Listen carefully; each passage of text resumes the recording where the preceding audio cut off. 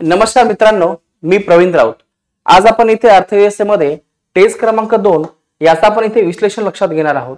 याच्यामध्ये आपले एकूण 15 प्रश्न असणार आहेत।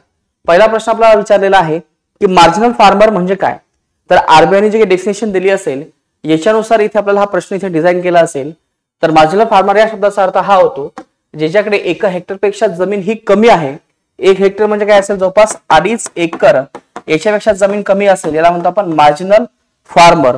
याच्यानंतर असा एक प्रश्न विचारला जातो की लघु किंवा लहान शेतकरी म्हणजे कोण, की असा शेतकरी ज्यांच्याकडे 2 हेक्टरपेक्षा जमीन ही कमी आहे याला म्हणतो आपण लहान शेतकरी। तर लक्षात घ्या, पहिला आहे 1 हेक्टर, दुसरा आहे 2 हेक्टर। 1 हेक्टर म्हणजे कोण असेल, मार्जिनल, आणि दुसरा असेल या ठिकाणी इथे स्मॉल। तर ही जी व्याख्या केली असेल ही कोणी केलेली आहे, आरबीआय नुसार आपण ही व्याख्या इथे सांगितलेली आहे। चला पुढचा प्रश्न हा तुम्हाला विचारलेला आहे की भारतामध्ये हरित क्रांती याचा खालीलपैकी कोणता उद्देश नाहीये। नक्कीच हरित क्रांतीचा हा उद्देश होता की देशामध्ये उत्पादकता वाढवणे आणि उत्पादकतेतील घट कमी करणे, कृषी उत्पादन व उत्पादकतेतील घट कमी करणे। तर लक्षात घ्या मित्रांनो, ही घट जी आहे ती वाढवणे असेल की कमी करणे असेल, थोडा विचार करायच्या वरती। नंतर आहे पुढचा ऑप्शन, वाढत्या लोकसंख्येच्या अन्नधान्याच्या गरजा भागविणे, हे याचं उत्तर आहे, बरोबर आहे, उद्देश आहे। वाढत्या लोकसंख्येमुळे रोजगाराच्या समस्या सोडवणे हे सुद्धा आपलं आवश्यक धोरण आहे। नंतर आहे औद्योगिकरणासाठी आवश्यक कच्च्या मालाची वाढती गरज भागविणे, म्हणजे जेणेकरून देशाचा आर्थिक विकास करायचा असेल तर कृषी क्षेत्राला फोकस करायचा आहे, कारण की कृषी क्षेत्रापासूनच उद्योग क्षेत्राला काय मिळणार आहे, कच्चा माल। म्हणजे हे सुद्धा आपलं हे बरोबर आहे। पण इथे काय म्हटलंय बघा, पहिल्या विधानामध्ये कृषी उत्पादन व उत्पादकतेतील घट कमी करायची। घट म्हणजे काय असेल या ठिकाणी इथे, याचा अर्थ की उत्पादन आपल्याला कमी करायचं असा याचा अर्थ होतो। मुळात हे विधान जे आहे ते सरळ सरळ आपल्याला इथे चुकीचे दिसते। त्याचे जे काही उद्देश आहे ते बाकीचे 3 आहेत, पण हा पहिला उद्देश आपल्याला इथे दिसत नाही। चला पुढचा प्रश्न आपण लक्षात घेऊयात, किमान आधारभूत किंमत म्हणजे काय, याला आपण शॉर्टकट मध्ये एमएसपी असं म्हणतो, की अशा प्रकारचा दर जो शेतकऱ्याला दिला जातो ज्याच्यामध्ये सरकार हमी घेते की मार्केटमध्ये काही किंमत असू द्या, आम्ही तुमची जी किंमत आहे ती विशिष्ट किमतीलाच विकत घेणार आहोत। म्हणजे सरकार काय करत असते, शेतकऱ्याकडून माल विकत घेते आणि विशेषतः ह्या कोणत्या प्राइसला असतो, एमएसपी प्राइसला, याला आपण खरेदी असं म्हणतो। तर इथे जो काही उल्लेख आहे तो कशा प्रकारचा आहे, खरेदी असणं इथे अपेक्षित आहे। याचं उत्तर किती आहे, 2। लक्षात घ्या काय दिले इथे, जेव्हा मार्केटमध्ये खूप सारे उत्पादन होते अशा वेळेस किमती ज्या आहेत पिकांच्या त्या कमी होतात। अशा वेळेस त्या पिकांना संरक्षित करण्यासाठी सरकारने असा आपल्याला हा एमएसपी दिलेला आहे। म्हणजे मार्केटमध्ये काही किंमत असू द्या पण सरकार तुमच्याकडे याच किमतीनुसार हे विकत घेणार आहे, खरेदी करणार आहे, हे लक्षात घ्या। नंतर आहे किसान क्रेडिट कार्ड योजना शेतकऱ्यांना मिळवण्यासाठी सुरू केली आहे। याचा जो काही वे आहे म्हणजे शॉर्ट टर्म आहे, लॉंग टर्म आहे, मीडियम टर्म आहे, तर याच्यावरती हा प्रश्न आहे। लक्षात घ्या, किसान क्रेडिट कार्ड जो आहे तो तुमचा शॉर्टकट आहे, म्हणजे 1 वर्षापेक्षा कमी कर्ज तुम्हाला दिलं जातं, यामुळे हा कसा असेल, शॉर्टकट। आता आपल्याला थोडंसं याच्या बेसिक मध्ये जायचं। लक्षात घ्या, किसान क्रेडिट कार्ड जे आहे ते कशासाठी आपण देत असतो, पीक लागवडीसाठी हे अल्पकालीन कर्ज आहे, काढणीनंतर हे खर्च आहे, विपणन खर्च आहे, हे सगळा जो काही खर्च हा तुमचा शॉर्टकट खर्च आहे, लॉंग टर्म खर्च नाहीये। लॉंग टर्म म्हणजे कोणता असेल, जमीन विकत घेण्यासाठी आपण पैसा दिला असेल, ट्रॅक्टर खरेदी करण्यासाठी पैसा दिला असेल, हा तुमचा लॉंग टर्म खर्च आहे किंवा लॉंग टर्म कर्ज आहे। याचं उत्तर काय असणं अपेक्षित आहे, 1। चला पुढचा प्रश्न आहे तुम्हाला, जागतिकीकरणाचा निर्देशांक नाहीये। लक्षात घ्या मित्रांनो, ग्लोबलायझेशन म्हणजे काय। ग्लोबलायझेशन या शब्दाचा अर्थ हा होतो की तुम्हाला संपूर्ण गोष्टींचा हा मुक्त वापर आहे।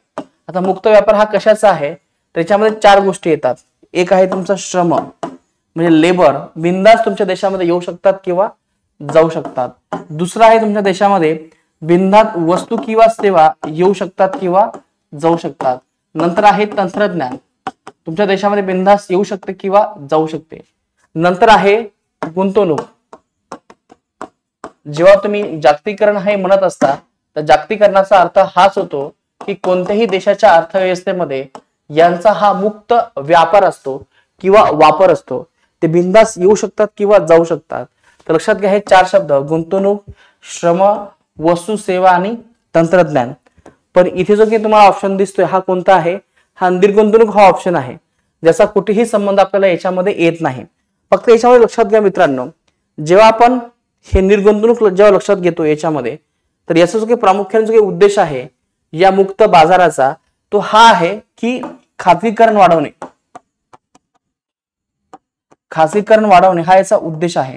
आणि जर खाजगीकरण जर करायचं असेल तर ज्या काही सध्याच्या कंपन्या आहेत सरकारच्या, त्याला काय करायचं असेल, त्याची निर्गुंतवणूक करायची आहे. त्याला आपण डिसइन्व्हेस्टमेंट असं म्हणतो.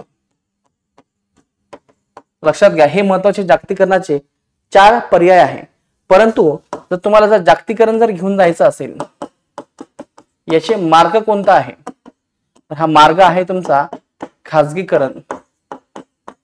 हा मार्ग आहे तुमचा खाजगीकरण, ज्याच्यामुळे तुम्हाला काय करायचंय? जागतिकीकरण करायचंय. आणि विशेषतः लक्षात घ्या मित्रांनो, याच्यामध्ये तुम्हाला जो काही शब्द दिसतोय रिडक्शन इन बजेटरी सबसिडी, याचा आणि जागतिकीकरणाचा काही संबंध आपल्याला इथे दिसत नाहीये. बाकी संपूर्ण जो काही संबंध आहे तो कशाशी संबंधित आहे? जागतिकीकरणाशी संबंधित आहे. याचं उत्तर काय असणं अपेक्षित आहे? याचं उत्तर आहे 3. चला पुढचा प्रश्न लक्षात घेऊयात. पुढचा प्रश्न हा तुम्हाला विचारलेला आहे फेरा आणि फेमा बद्दल विचारलाय. याच्या आधी मी तुम्हाला इथे थोडंसं बॅकग्राऊंड मध्ये जाऊन सांगतो. 1949 मध्ये देशामध्ये आपण क्लोज इकॉनॉमी स्वीकारली होती. मग अशा वेळेस पैसा येऊ नये यासाठी रेस्ट्रिक्शन टाकण्यासाठी आपण 1949 मध्ये फेरा कायदा आणला होता. याचं नाव आहे फेरा ऍक्ट 1949.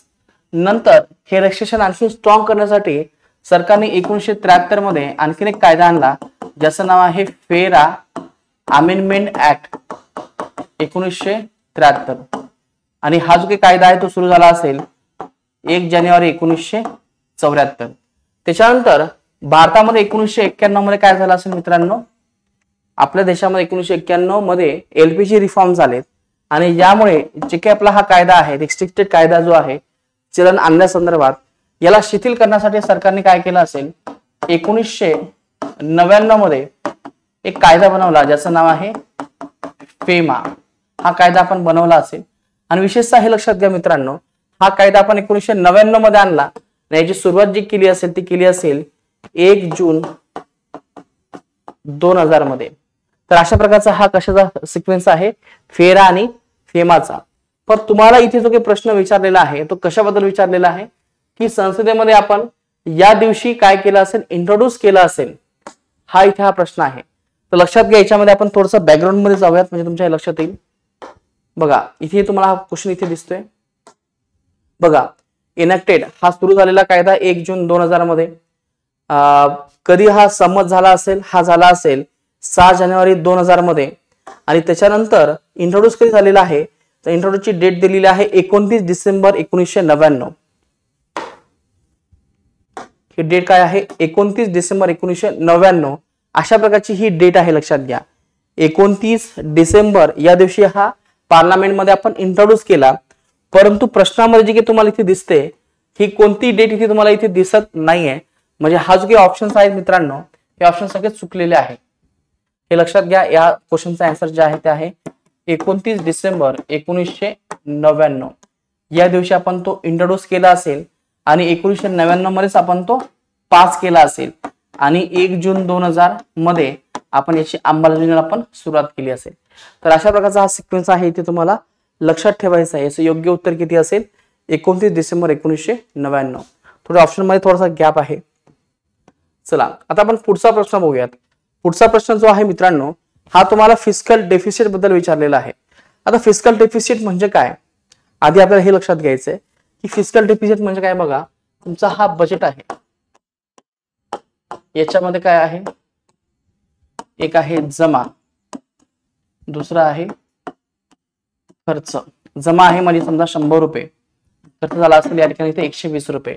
तर या ठिकाणी माझा जो काही गॅप आहे 20 रुपयाचा, हे जे काही आपण गॅप आहे, हा गॅप जो आहे तो कर्जाच्या माध्यमातून आपण इथे हा भरून काढला. यालाच आपण म्हणतो या ठिकाणी इथे फिस्कल डेफिसिट. हे लक्षात ठेवा. फिस्कल डेफिसिट म्हणजे काय की जो काही दोघांमधला जो काही गॅप आहे जमा आणि खर्चामधला, हे का आपण कर्ज स्वरूपामध्ये जी काही उभारणी केली असेल याला आपण इथे फिस्कल डेफिसिट असं आपण इथे म्हटलेलं आहे. आता याने काय केलं असेल हे सगळं सविस्तर सांगितलेलं आहे. बघा, वित्तीय तूट म्हणजे काय, एकूण प्राप्ती आणि एकूण खर्च. तर लक्षात घ्या मित्रांनो, इथे जे काही तुम्हाला इथे दिसते एकूण प्राप्ती आणि एकूण खर्च, म्हणजे इथे डिफिसिट आहे असं नाहीये. तर एकूण प्राप्ती तुम्ही अभ्यास केला असेल, जास्त मी तुम्हाला डीप मध्ये सांगत नाही. एकूण प्राप्ती आणि एकूण खर्च ही जी काही टर्म आहे याला आपण म्हणतो या ठिकाणी ते बजेटरी डिफिसिट. तर बजेटरी डिफिसिट किती आहे, 20 रुपये. परंतु जेव्हा तुम्ही हे कर्जाच्या माध्यमातून जेव्हा भरून काढता तेव्हा आपण याला म्हटलेलं आहे फिस्कल डेफिसिट. म्हणजे हे जे विधान आहे हे इथे चुकीचं आहे. वित्तीय तूट म्हणजे फक्त हे नाही, तर याच्यामध्ये प्लस कर्ज येण्याची इथे अपेक्षा होती, पण इथे हा कर्ज हा कॉलम नाही, म्हणून हा ब ऑप्शन इथे चुकीचा आहे. ब जर चुकीचा असेल तुमचा दुसरा ऑप्शन इथे कॅन्सल होतो. लक्षात घ्या, वित्तीय तूट म्हणजे काय, महसुली उत्पन्न वजा महसुली खर्च, हे चुकीचं आहे. तर याचे काय म्हणतो आपण याला इथे महसुली तूट. नंतर आहे भांडवली उत्पन्न वजा भांडवली देयता, याला म्हणतो आपण भांडवली तूट. म्हणजे तुमचा क आणि ड ऑप्शन जो आहे तो इथे चुकीचा आहे. योग्य जो ऑप्शन आहे तो वरचा आहे, ज्याच्यामध्ये आपल्याला इथे बजेटरी डेफिसिट प्लस कर्ज असं दिलेलं आहे. म्हणजे पहिला ऑप्शन जो आहे तो आपला बरोबर आहे. याचं उत्तर किती असेल या ठिकाणी, इथे 1 असे इथे याचं हे उत्तर असेल. चला पुढचा प्रश्न आपण लक्षात घेऊयात. पुढचा प्रश्न आहे, सावित्रीबाई फुले कल्याण योजना 2007 साली आपण याची पुनर्रचना केलेली आहे. आता ही योजना कशासाठी आहे, आता प्रश्न विचारला का मित्रांनो, याचं सर्वात महत्त्वाचं कारण तुम्हाला मी पुढे सांगतो. विशेष लक्षात घ्या ही योजना आपण लॉन्च केली असेल 2007 मध्ये, आणि जेव्हा ही योजना आपण लॉन्च केली होती याचा उद्देश हाच होता, स्त्रियांचा सामाजिक दर्जा सुधारवणे आणि विशेषतः याच्यामध्ये सांगितण्यात आला 1 किंवा 2 मुलीनंतर कुटुंब नियोजनाची शस्त्रक्रिया करणाऱ्या दारिद्र्य रेषेखालील जोडप्यांना आपण याच्यामध्ये प्रोत्साहन देणार होतो. आणि ही योजना आपण सुरू केली असेल 1 एप्रिल 2007 मध्ये आपण ही सुरू केली असेल. परंतु 7-11 वर्षानंतर म्हणजे 2007 म्हणजे 2018 मध्ये जेव्हा आपण याचं अनालिसिस केलं तेव्हा आपल्याला हे लक्षात आलं की याच्यामध्ये केवळ 28 लाभार्थींना फायदा झालेला आहे, फक्त 28. म्हणजे सरकारने या योजनेची अंमलबजावणी इथे केलेली आपल्याला इथे दिसत नाही. आणि यासाठी कोणतं मंत्रालय किंवा विभाग जबाबदार होतं, हे आहे महिला आणि बालविकास. तर या दृष्टिकोनातून या प्रश्नाचं उत्तर काय असणं अपेक्षित आहे, ते आहे 4. 1 किंवा 2 मुली असलेल्या जोडप्यांमध्ये नसबंदीचा प्रचार करणे किंवा ऑपरेशनसाठी त्यांना प्रोत्साहित करणे. चला पुढचा प्रश्न लक्षात घ्या. पुढचा प्रश्न हा विचारला आहे की पंडित नेहरूंचा दृष्टिकोन हा कसा होता. पंडित नेहरू हे सामाजिक दृष्ट्या होते, पण त्यांना अर्थव्यवस्था सुद्धा हवी होती, किंवा त्यांना आपण म्हणतोय लोकशाही सुद्धा हवी होती. या दृष्टिकोनातून त्यांचं तत्व होतं ते आहे सामाजिक लोकशाही. तर लक्षात घ्या, मिलिटरी तर अजिबात नाहीये, भांडवल सुद्धा नाहीये. याचं उत्तर काय असेल योग्य, ते आहे 4. चला पुढचा प्रश्न लक्षात घेऊयात. पुढचा प्रश्न तुम्हाला असा विचारलेला आहे की भारतामध्ये फायनान्शियल इन्क्लुजन साठी आपण कोणती समिती स्थापन केली होती. तर या समितीचं नाव आहे डॉक्टर रघुराम राजन, सॉरी त्याला आपण श्रीरंगराजन असं म्हणूयात. आता जे काही श्रीरंगराजन आहेत यांच्या समितीच्या अंतर्गत आपण फायनान्शियल इन्क्लुजन आपण हे स्टार्ट केलं होतं. आता इथे तुम्हाला प्रश्न पडला असेल की फायनान्शियल इन्क्लुजन म्हणजे काय. थोडक्यात काय, तर गरिबांना अकाउंट ओपन करून देणे, त्यांना जे काही बँकिंगच्या सुविधा आहेत त्या त्यांना त्या मोफत देणे, त्यांच्या घरापर्यंत पोहोचवणे, याला म्हणतो आपण फायनान्शियल इन्क्लुजन. यासाठी आपण श्रीरंगराजन यांच्या अंतर्गत आपण ही समिती स्थापन केली होती. याचं उत्तर किती असेल, 1. चला पुढचा प्रश्न हा आहे की खालीपैकी कोणते सार्वजनिक अवयवाचे इंग्लिश मध्ये बघूयात काय आहे. Which of the not following function of public finance. म्हणजे पब्लिक फायनान्सचे कोणते फंक्शन आहेत असं तुम्हाला विचारलेलं आहे.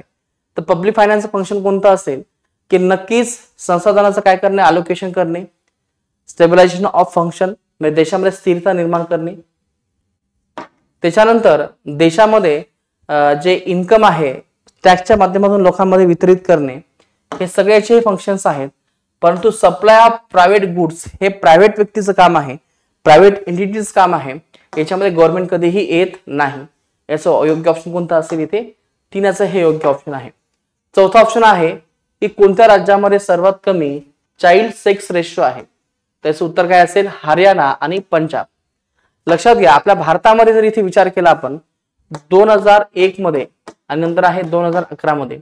2001 मध्ये हे प्रमाण 927 होतं, आज आहे 911, म्हणजे हे प्रमाण डिक्लाइन झालेलं आहे.